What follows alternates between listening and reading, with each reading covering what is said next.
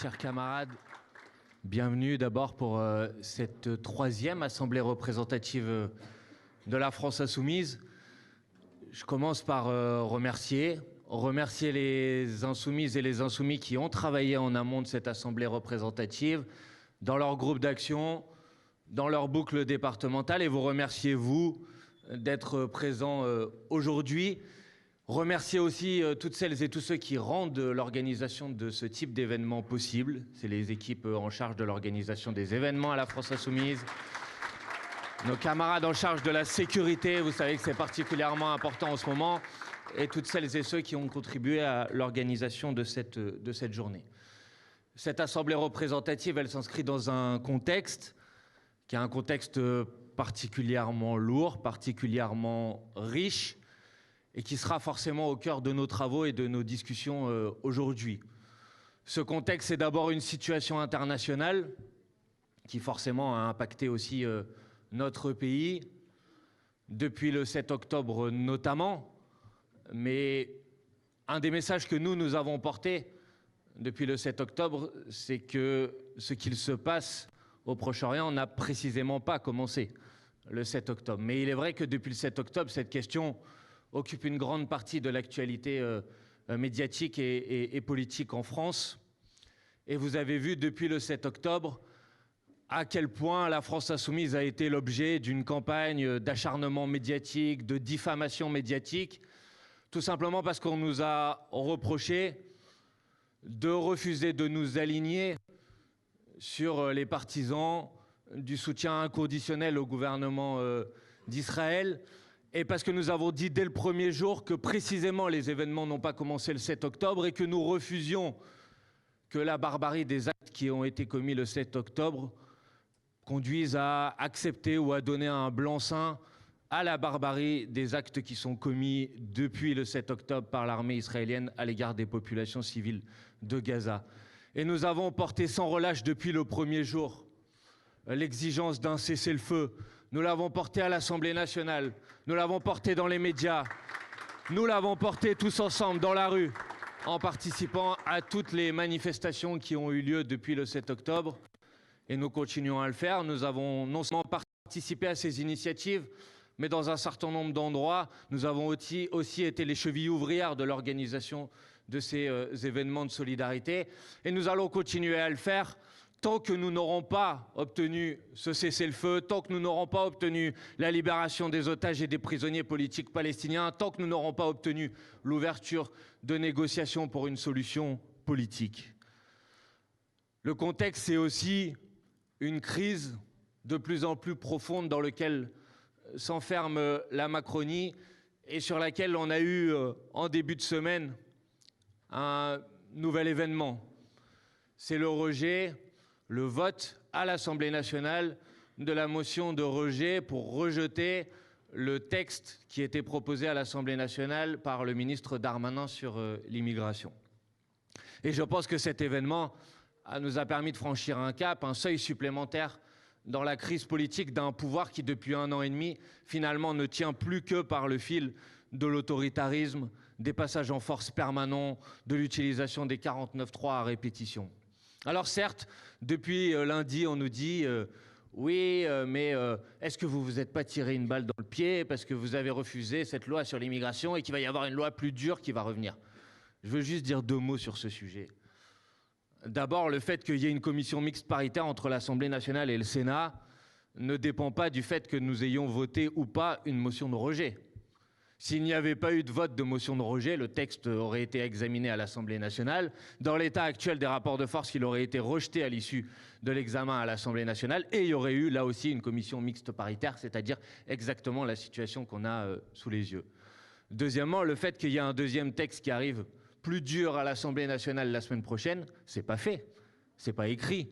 Et si vous regardez l'actualité de manière attentive, vous verrez que les discussions sont extrêmement difficiles aujourd'hui entre la droite et les macronistes. Et nous, notre objectif demeure toujours le même, Notre objectif, c'est de faire en sorte que ce texte ne soit pas adopté, de faire en sorte que ce texte soit retiré ou de faire en sorte que ce texte soit rejeté à nouveau à l'Assemblée nationale s'il revient à l'Assemblée nationale la semaine prochaine. Et donc, d'un certain point de vue, en permettant le vote de cette motion de rejet, on a gagné une première manche. Mais c'est vrai, on n'a pas encore gagné la bataille complètement. Et gagner la bataille complètement, ça nécessite de réussir à rejeter définitivement le texte sur l'immigration, qui est un mauvais texte, qui est un texte qui vise à créer encore une fois un climat qui est un climat raciste, un climat de recherche de boucs émissaires face aux difficultés auxquelles est confronté le pays aujourd'hui. Et donc nous sommes bien déterminés, si le texte doit revenir à l'Assemblée nationale la semaine prochaine, de tout faire pour faire en sorte qu'il soit rejeté à nouveau. En tout cas, cet événement a franchi un seuil supplémentaire dans la crise à laquelle est confrontée la Macronie. Et dans toute démocratie normale, quand l'Assemblée nationale rejette un texte, ce texte est retiré et le ministre Darmanin qui le portait aurait dû partir avec ce texte sous le bras. C'est le message que nous avons tenu et que nous continuerons à défendre. Le contexte aussi de notre Assemblée représentative, c'est celui de l'extrême droite, qui cherche à se positionner comme une alternative face à cette crise de la Macronie et qui prend ses aises et qu'on doit regarder de manière lucide et de manière sérieuse, pas juste pour le craindre ou s'en plaindre, mais pour créer les conditions de proposer une alternative qui soit une alternative meilleure, une alternative plus efficace, pour créer les conditions qu'on soit en capacité de continuer à organiser nos événements, nos initiatives, à défendre nos idées dans la société. Et clairement, là aussi, il y a eu un franchissement de seuil ces dernières semaines. C'est sans doute la première fois qu'on a vu à ce point l'extrême droite parader dans les rues, l'extrême droite venir organiser des ratonnades, comme ça s'est passé à Romans-sur-Isère après la mort de ce jeune homme, Thomas, dans un bal de village. Et oui, cet élément-là, on doit le prendre au sérieux. L'extrême droite qui, petit à petit, se normalise et en même temps prend la rue, c'est un sujet qui doit être pour nous un sujet de préoccupation et sur lequel on doit s'organiser pour y faire face. Et face à cette situation, on a besoin d'une alternative politique à gauche qui soit une alternative à vocation majoritaire. Et c'est le quatrième élément du contexte sur lequel je voulais revenir. C'est que malheureusement, malgré tous nos efforts, tous les efforts qu'on a déployés depuis 1 an et demi, on voit que depuis plusieurs mois, et ça s'est accéléré ces dernières semaines, la NUPES qu'on avait voulu, qu'on avait construit après le résultat de Jean-Luc Mélenchon à l'élection présidentielle, a été paralysée, bloquée. On avait, lors de notre dernière assemblée représentative, adopté un texte qui rappelait notre attachement à cette démarche de rassemblement, rappeler notre volonté de faire en sorte que ce rassemblement se traduise aux élections sénatoriales par des listes communes, se traduise aux élections européennes par des listes communes. On avait rappelé notre volonté que ça ne soit pas seulement un accord au sommet ou un accord parlementaire, mais que ça soit une vaste coalition politique qui se déploie dans le pays à travers des assemblées locales, à travers la mise en place d'un parlement, de la NUPES. Bref, toutes ces propositions que nous avons portées, nationalement comme localement, je le sais, partout on a essayé de faire en sorte que ces assemblées puissent avoir lieu. On s'est heurté à des fins de non-recevoir successives jusqu'à être mis de côté des listes communes aux élections sénatoriales et jusqu'à ce que la perspective d'une liste commune aux élections européennes soit là aussi refusée par l'ensemble de nos partenaires, malgré, je veux le saluer, le travail formidable qui a été fait par les jeunes de la NUPES et notamment les jeunes insoumis pendant les vacances d'été, qui ont fait un énorme travail pour faire en sorte que cette liste commune soit possible. Et donc, un des objectifs de cette journée aussi, c'est de prendre acte de cette situation, pas pour renoncer à une perspective de rassemblement. On continue, pour notre part, à considérer que le rassemblement autour de ce qui l'a permis la dernière fois, c'est-à-dire le programme de la NUPES, doit se poursuivre. Mais il s'agit pour nous de redonner une perspective positive de rassemblement et de faire en sorte que ce qui a été refusé par les uns et par les autres soit possible, malgré leur refus par tous ceux qui le souhaitent. En tout cas, c'est la proposition que nous avons formulée à travers le texte stratégique sur lequel vous avez pu travailler.